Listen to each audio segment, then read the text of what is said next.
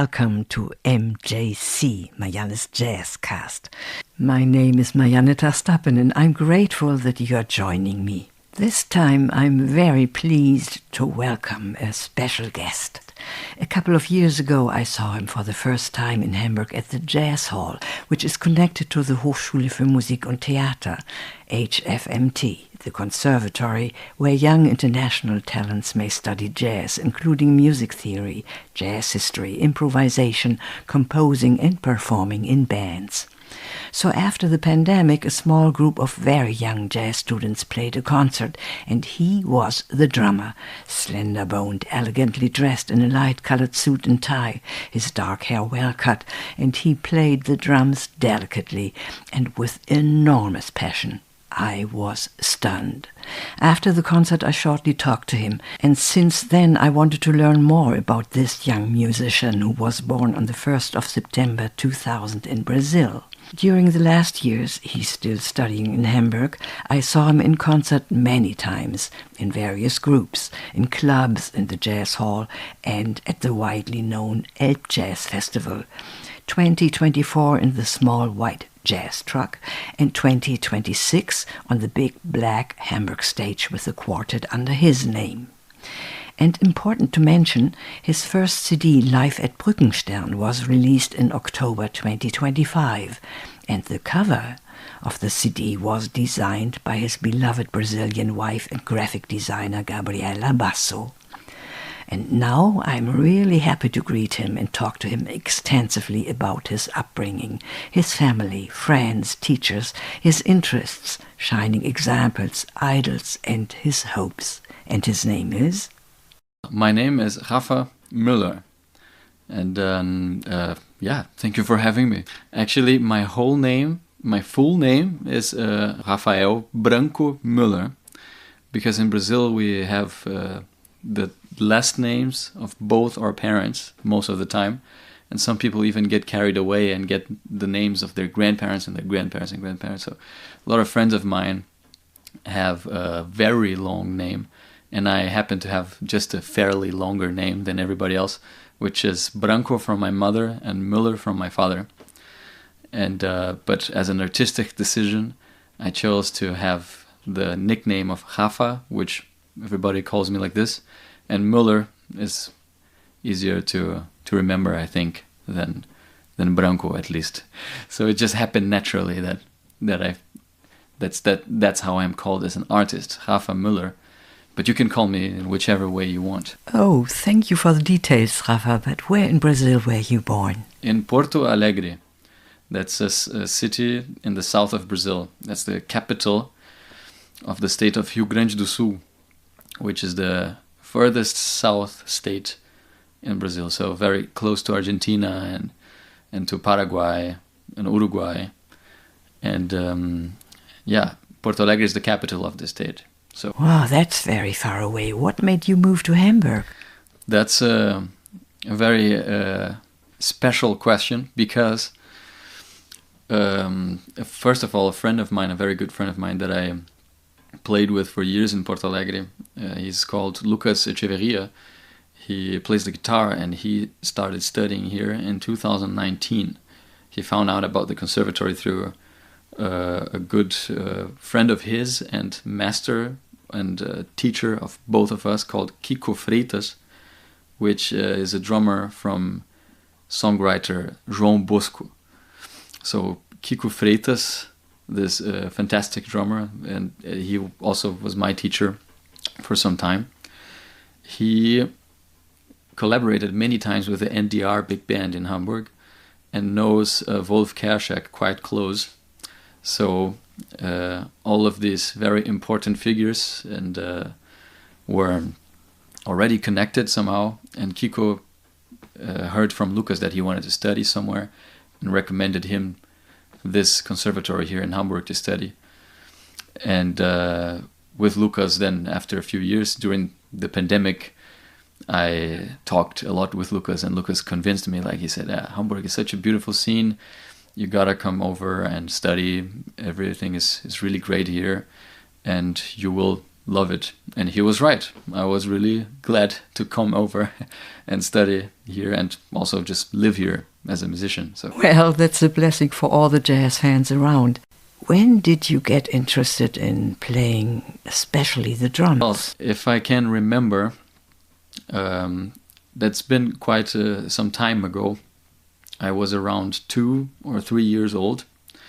And back then, my dad was just figuring out. Actually, my parents always really supported me so much. I have very loving parents and very supportive parents, and they are not musicians, but they love music, and they very soon noticed that I had a passion for music and supported that fully heartedly. And yes, when I was around 2 or 3 years old, my dad was downloading some music online, and he accidentally downloaded the MP4 formats. So he found out by clicking on it that those were music videos instead of just the track. And he tells me that I was crawling around, and I saw the screen of the computer when there was a drummer playing. It was AC/DC or Van Halen or David Lee Roth or just rock things, or Jethro Tull. He's also a big Jethro Tull and Rush fan. So he downloaded all this music, and he was watching these clips, and I was immediately hypnotized by the screen, and he got me on his lap, and I watched it 1,000 times. Yeah, and I was playing the drums on the table and mimicking the drummer, and I wanted to watch the clips over and over and over and over again. So after that, I started playing drums everywhere, and they got me a drum set, and they also found a very great drum teacher for me. He was called Ricardo Arenhalt.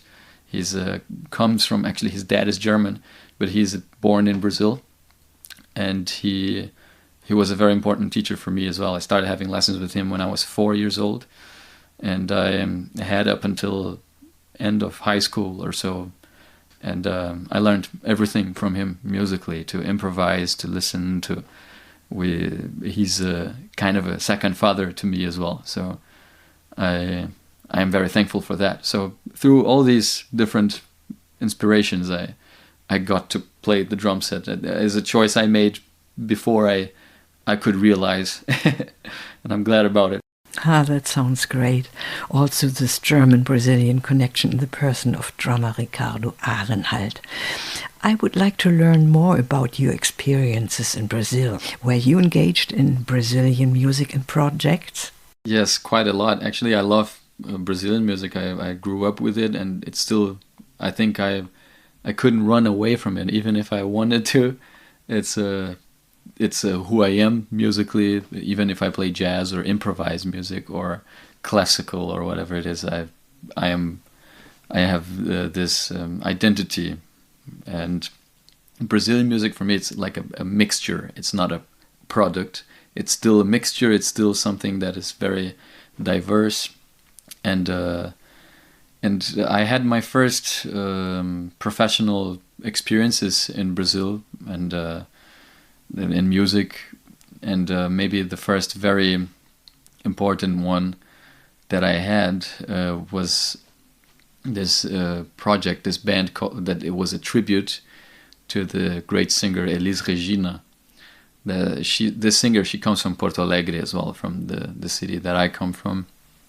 And my brother plays the piano. My older brother is a fantastic piano player. He's not very active professionally at the moment, but we used to play a lot together in earlier bands, in earlier quartets and jazz groups. And actually, I forgot to say that. Actually, I learned to play and to listen through really playing with my older brother. Really, we would, after lunch, always go play together, piano and drums, and through him, I used to play with many other friends of his as well that became friends of mine. Then he was always very generous about that, and I got to meet a very important person for me as well, Mateus Albornoz, a bassist from Porto Alegre, that was active as a musician when I was around in high school. We got in touch again through my brother, and we jammed a few times. And I remember him saying something like, "Yeah, oh, nice to see that you're playing and you sound great. I'll keep you in mind for anything." And of course, I was happy enough to hear that. But a few days later, he called me as I was in the middle of a class in high school, and I had to walk off the class and had to ask permission for the teacher to walk out of class and take my phone and talk to him. And he asked me because he plays in this Elis Regina tribute, and he asked me to jump in for their drummer, which was not playing in the band anymore, on very short notice for a tour in Brazil, mostly in the south of Brazil, but later we also toured in other parts of Brazil as well. And it was a 1 month long tour or 2 months long tour. And he asked me for that, like, would you be up to do that next month? Would you have the time? And of course I had the time, and even if I wouldn't, I just said yes immediately. I was just like exploding inside of being able to hit the road and play, especially the music of Elis Regina, which is has a great influence in me. And yeah, I felt really like so blessed. The singer is she's a great singer. She's called Camila Lopes, and she has a great tone, and it's very similar. She can sound very similar to Elis Regina. She has a very similar presence to Elis Regina as well, that she can channel. And it's no wonder that this tribute has been very known for its also its accuracy in playing the arrangements of the music and staying true to the original material with a certain freedom as well. But we all put a lot of hard work into it. I remember that was so good for me that this was one of my first professional experiences, because I would transcribe or learn by heart all the drum parts of this big musical treasure, which are the arrangements and music of Elis Regina in her band. And this bassist, Matheus Albornoz, would also do that. And I also learned how to play with a percussion player. That was a huge school as well for me, with Rafael Pavão, which was playing a mixed set of congas, of tamborim, of bass drum and everything. And I remember trying my best to stay out of his way, and because he was an older musician, and he was giving me some tips like, yeah, if I go here, you go there, or just looking at me, and I would already be like, oh, did I do something wrong? Because of course I was I think 16 or 17 years old, and he was 30 something, and back then everyone who was not in school is already, wow, this person is so much older than me, right? Like you can't even think about that. But I learned a lot with them, and about many things musically and personally, and other things that happened in this period which I was playing in Brazil before I come to Germany from around 2016 to till the pandemic, really. I had different groups, some with my brother as well, quartet with Lucas Echeverria, this guitarist that is also a good reason why I'm here.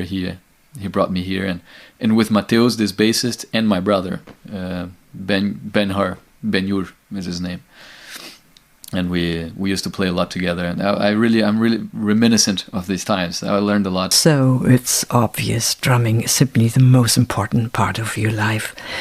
Would you please name some of the drummers who inspired you the most?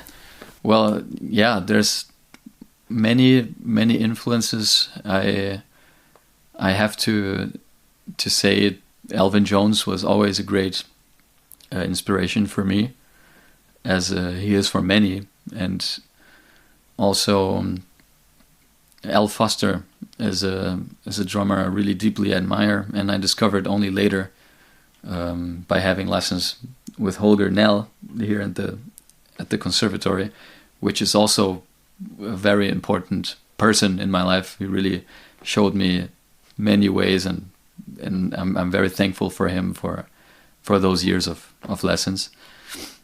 But yeah, I would say Alvin Jones, Al Foster. I really love, of course, Art Blakey as well. And there's many drummers I really deeply admire. In Brazil, there's a drummer called Nenê, which played with Egberto Gismonti a lot. I also wrote my bachelor thesis on him and interviewed him. So I did my work about him, and he has a big influence on me as well, his way of playing. Ayrton Moreira, and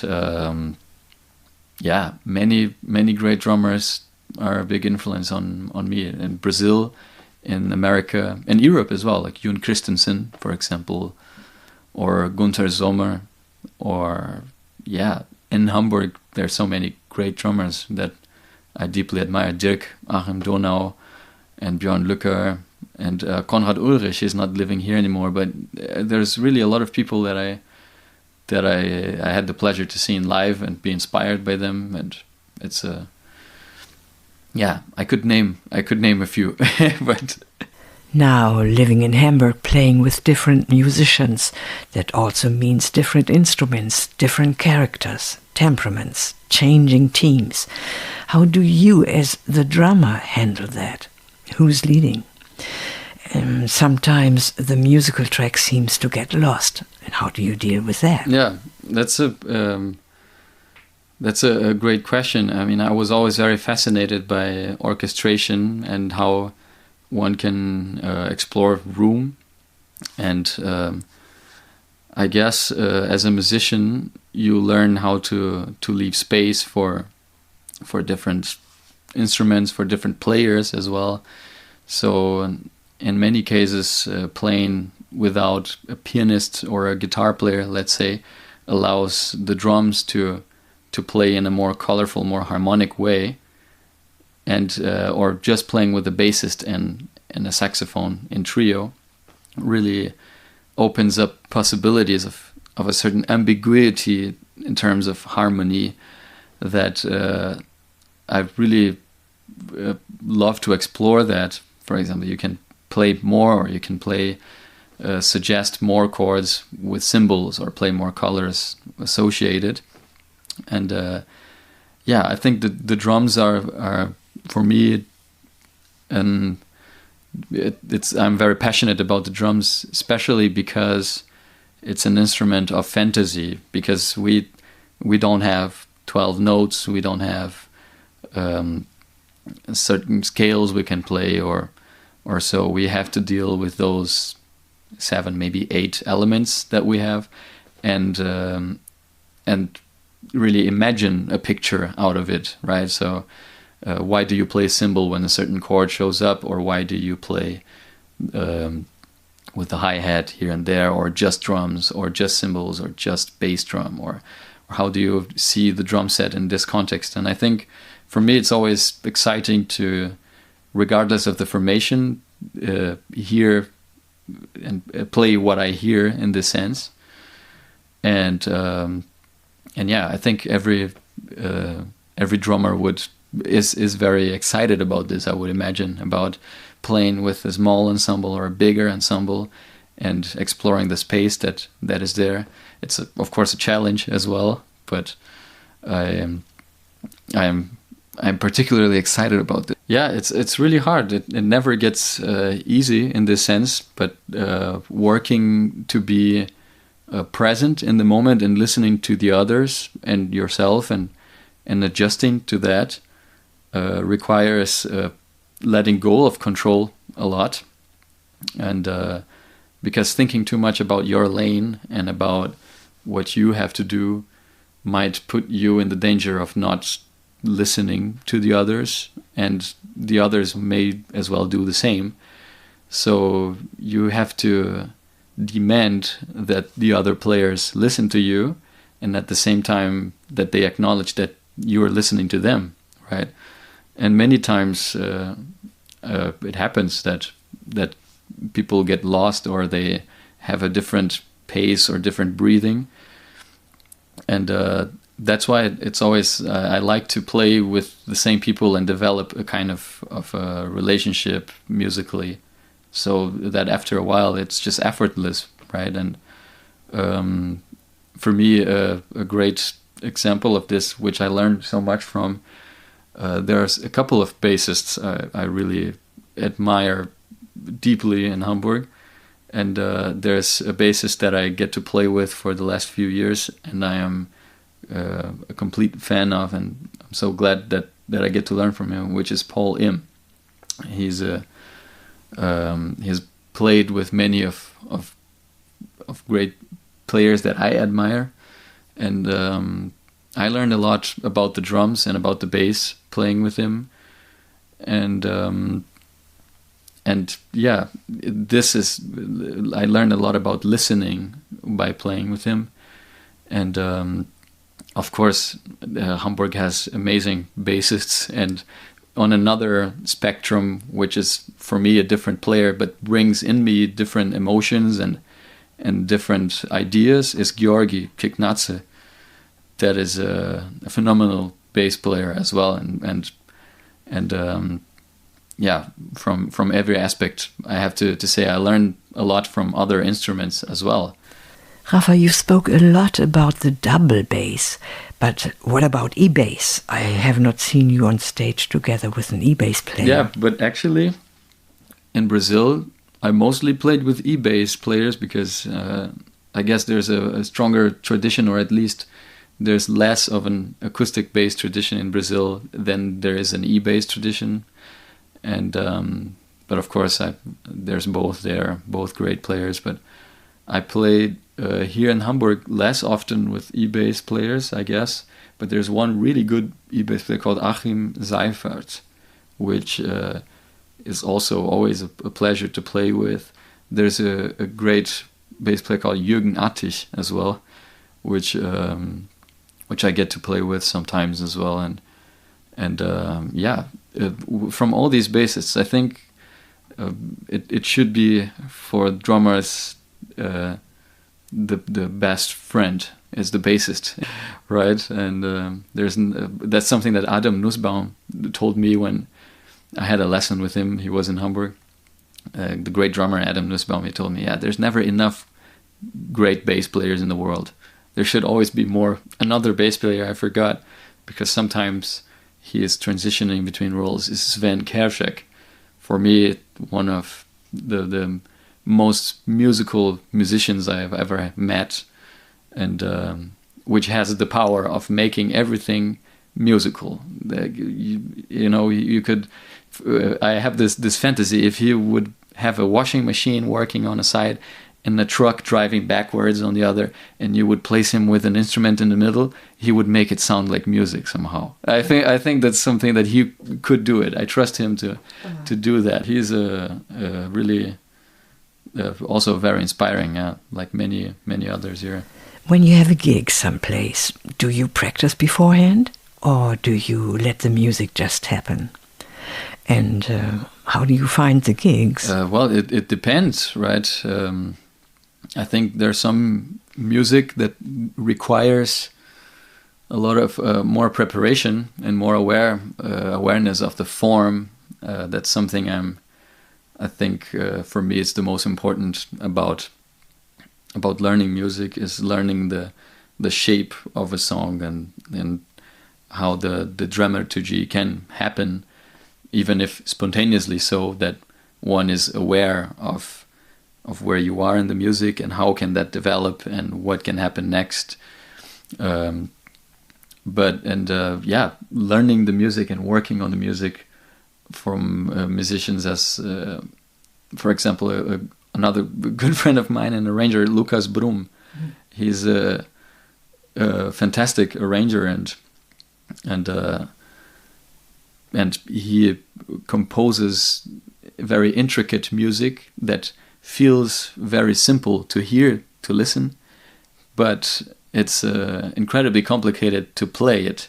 So in order to make it as effortless and musical as possible, you have to spend time with the material and learn it and play it at home, or listen a lot to it, or look at the sheets and understand the shape of the music, what he means with that. and I'm glad to. I know him for so long. I know him from Brazil still, and I've been playing his charts for a long time. So every time I play his music, I already know I developed this relationship, this musical relationship, as I was saying earlier. So we don't start from scratch, but I still have to prepare the music.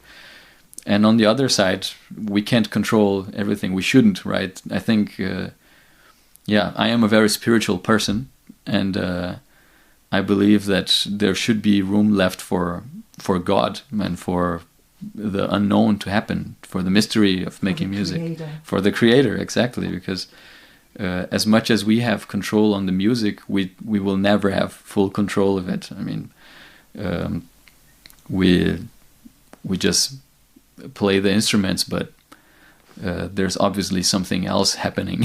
So yeah, how do I find the gigs? Maybe, I mean, in a natural way, like maybe the natural response is like, just going to concerts and getting to meet musicians and playing with them, and if it's a good fit, having a project together and playing here and there, or generally just showing interest and maybe a certain standard of professionalism and I guess if you're open to play and want to play, it is my experience so far that it happens in a natural way, and it requires patience and devotion, but it happens. Gigs are there. The gigs will find you. Do you remember when you first listened to the drummer Elvin Jones, and do you remember the title of the music? That was certainly my favorite things from John Coltrane, and I think I must have been around maybe 14, 15 or something, because up until then I didn't really listen so much to jazz. I was listening a lot to Brazilian music and to rock and to many different kinds of music. My dad, listened to everything at home, and we used to listen a lot to music together. Songwriters like Cat Stevens as well, and Johnny Mitchell, and then Brazilian songwriters like Chico Buarque and João Bosco and all the greats. But up until I was around 14 or 15, I didn't really listen a lot to jazz, but then I started going to jazz concerts. I don't remember really exactly the reason, but there was a band in Porto Alegre called Marmota, which is Murmeltier in German. I don't know how, Marmot probably in English. But this band was also a great inspiration for me. I watched them live and I was like so blown away by them, and they were playing jazz, and then I wanted to learn all the jazz standards that I could to play with them, and I was listening a lot to some, and they played a version of My Favorite Things, and then I was like, okay, I have to listen to My Favorite Things, and then I of course found this version of Coltrane, and that's where I heard Elvin Jones for the first time, and maybe the only drummer that really only with the drums can make me cry by listening to it. It's a hard phenomenon, right? To be so impressed with, like, to cry, moved to tears with only the drum set, right? It's that's something that he can do. To stay in the past for one more moment, which former famous musician would you have liked to meet? Oh, that's Joe Henderson. Definitely Joe Henderson for me. The tenor saxophone player. I mean, definitely many musicians I would love to meet, like Coltrane or like Gustav Mahler, or of course Bach. Everyone would say Bach. I don't know if we would be able to communicate in German, and probably very archaic German back then. But there's many musicians I would like to meet. But the first one that comes to mind is Joe Henderson, because he's one of my favorite musicians, and and I just love his playing as an improviser. And I feel like if I would be from the same generation as him, or somehow have lived around the time that he was active as a musician, I would try everything to get as close as possible to him, and to get as much as possible from him. Like, and of course, it would be a dream to play with him, but just to be with him, I would love that, because there's something in his elegance and his way of improvising and talking about music that really resonates with me. And I can think of the same for Jobim, for Antonio Carlos Jobim. I think both of them have for me this element of a serious, light-hearted elegance of playing music, and I like this poetry. So I guess Joe Henderson, yeah. Talking about elegance, Rafa, you're a very slender person.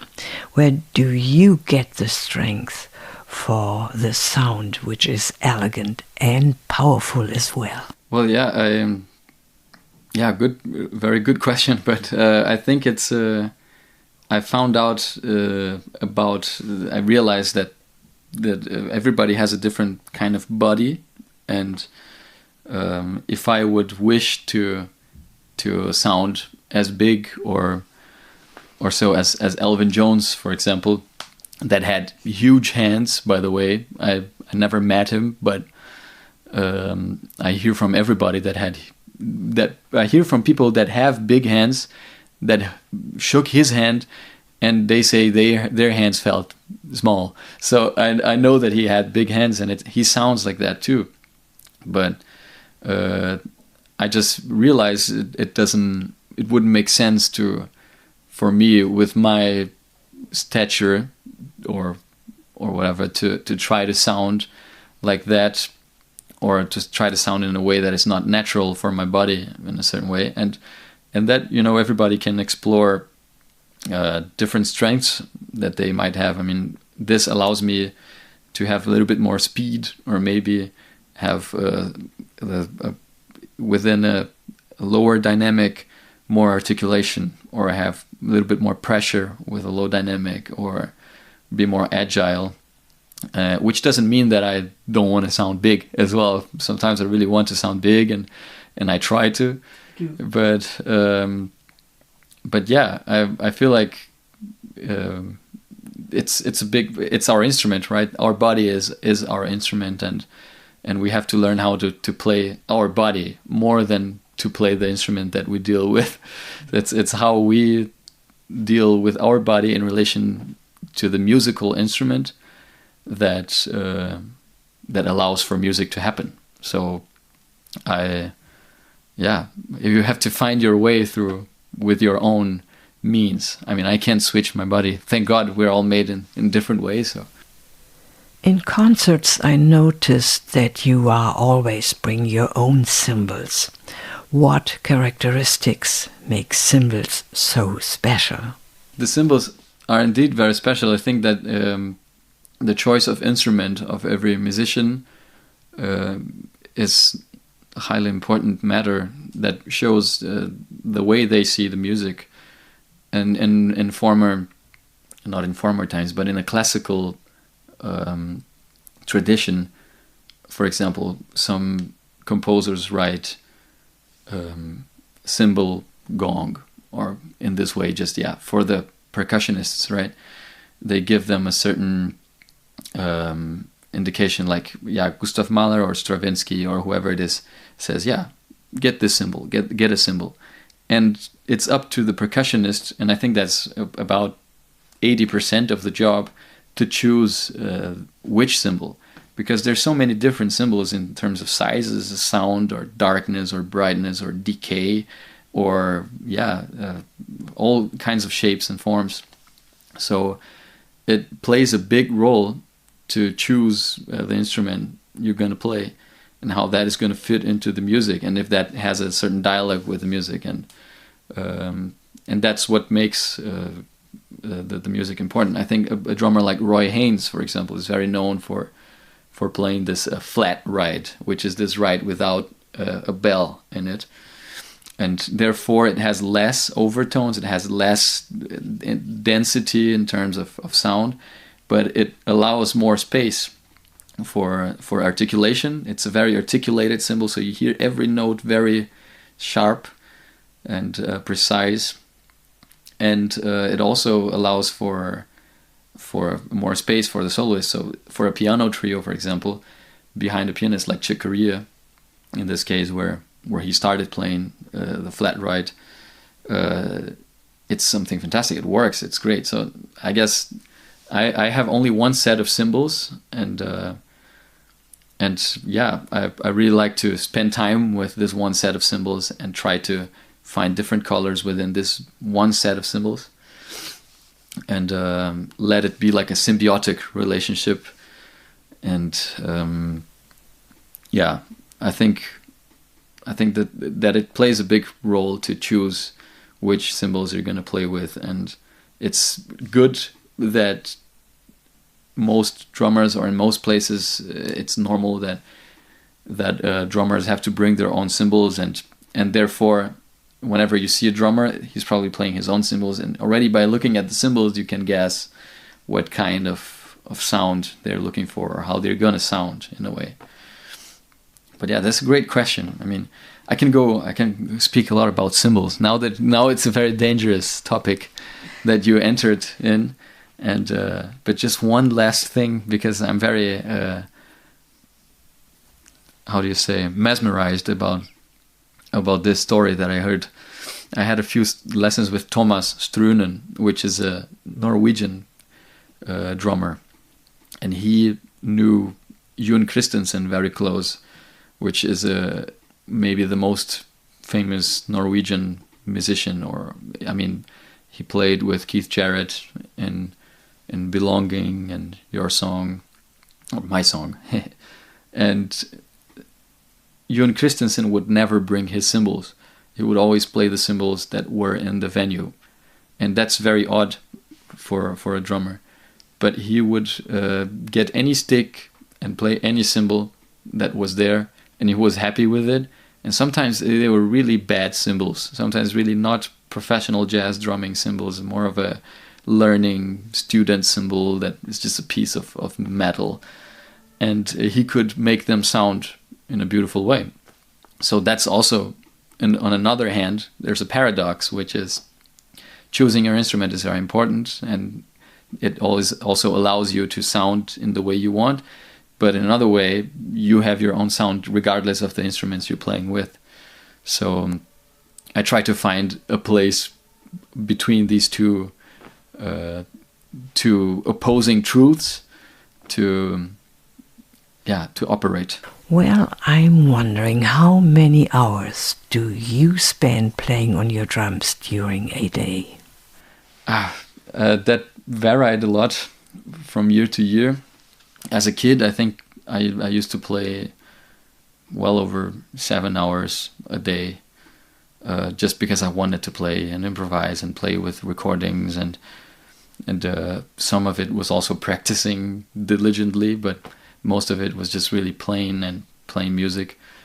But nowadays, unfortunately, I don't get so much time to practice, but things have changed. Since Friday, I got a new practice place, and if things keep the way they are, I've been waking up and walking 5 minutes to this place, which is very close to my place, so it's a privilege, and playing the very first thing in the morning, and then coming back home and having breakfast and the rest of the day, and then the very last thing of the day, around 10 or 11 in the evening, going to this place and practicing again, or playing and going back home. So the very first thing and the very last thing of the day, for 1-2 hours each a piece, have been for the last few days drums, and it's amazing. I mean, I realized I was so thankful to have that through my parents growing up, and it's something not to take for granted, like having access to an instrument, and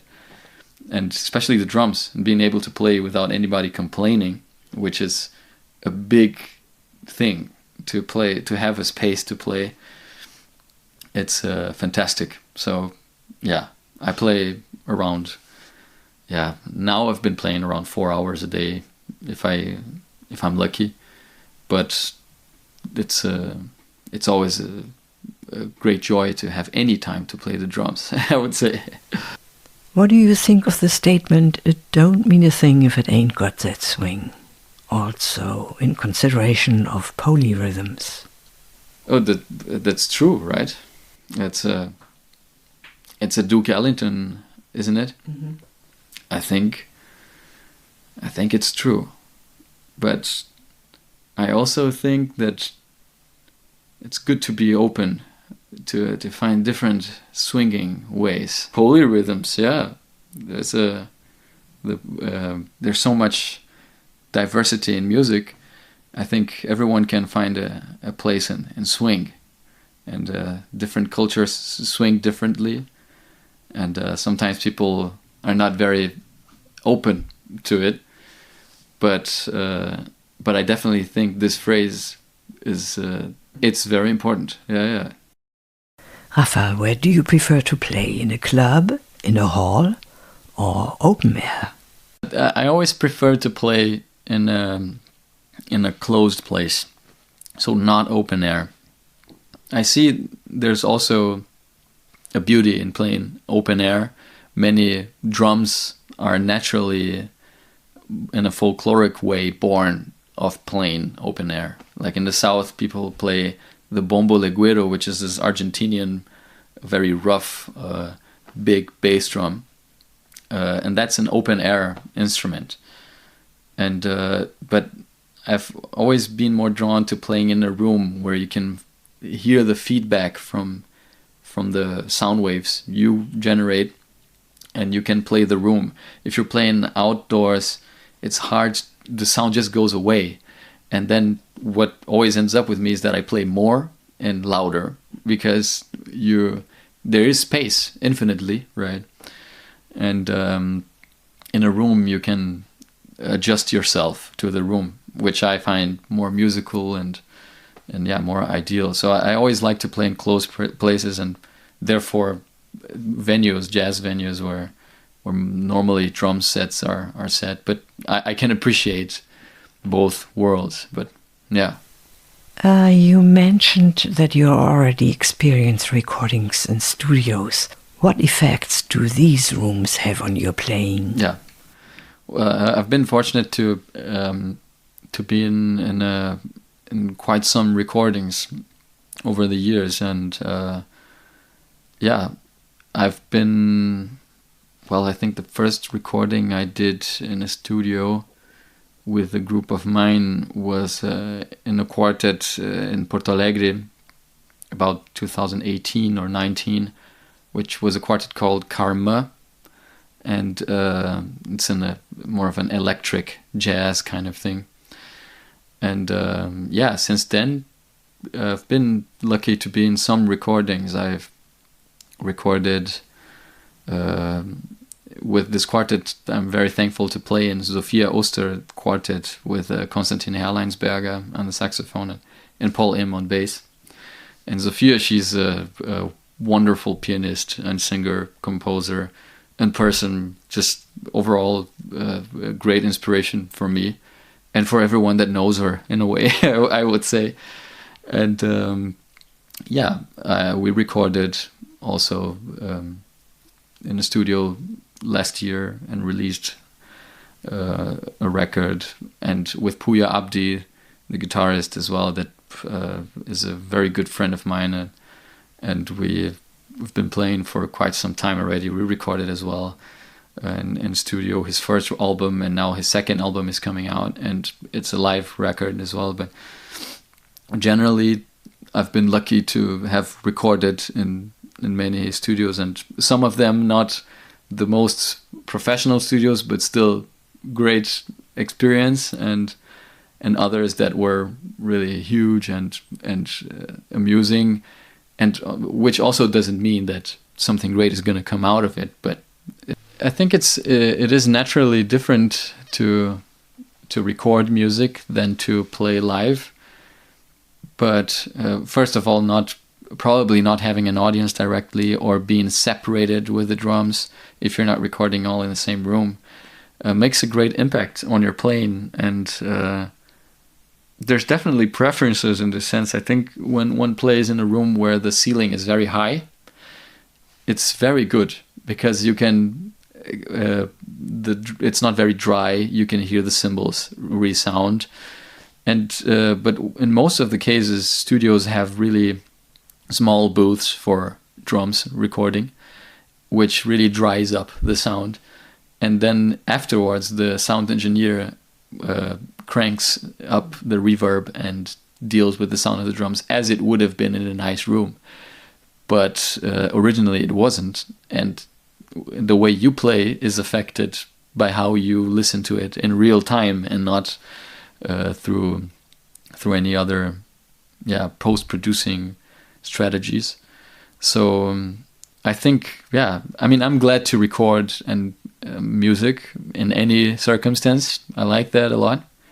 And there's different circumstances to do so, but it's definitely different than playing live. I think sometimes the best things happen live, really, when is really risk-taking and people adapt to each other and they don't feel so comfortable, as in, oh yeah, there's a flute solo, maybe I'll play loud because the sound engineer can just turn my volume down if he wants. But no, if it's live, there's a flute solo, you have to be careful with the drums. So yeah, that's a little bit of the challenge, but I like both instances. Rafa, you're still studying at the Hochschule für Musik und Theater, and you'll finish your studies soon. What are your plans? I am not yet through. I am done with my bachelor, and I am currently studying my master's. So in about a year or so, I would be finished with my master's. And musically, what I'm looking very much forward to do, well, I'm still piecing the puzzles together, but I've been really interested in composing for the church organ at the moment, and there's a player I really admire his work, and will probably, I've been talking to him and we'll probably collaborate soon, which is Kit Downs. He's a brilliant British organ player and piano as well, and he lives in Berlin, and I've been really an admirer of his work for some time, and it's so great that the Hochschule offers the possibility to have an artist in residence, or to invite as a master student, you get to invite someone to collaborate or to record something or to play a concert. And if everything works out fine, I'll be recording with him an album, and with Nelson Veras, a brilliant acoustic guitar player that lives in Paris. He comes from Brazil, and in trio, a challenging setting, but I'm really excited about how that can sound. Yeah, if everything works out, then again, something about next year we'll be working on the music and recording it, and hopefully soon after that releasing it, or so. So those are musically, as a leader at least, the plans that I've been writing down and working on them. Do you think you can make your living as a freelance musician? Well, I dream with that, definitely, but yeah, so far I've been able to sustain myself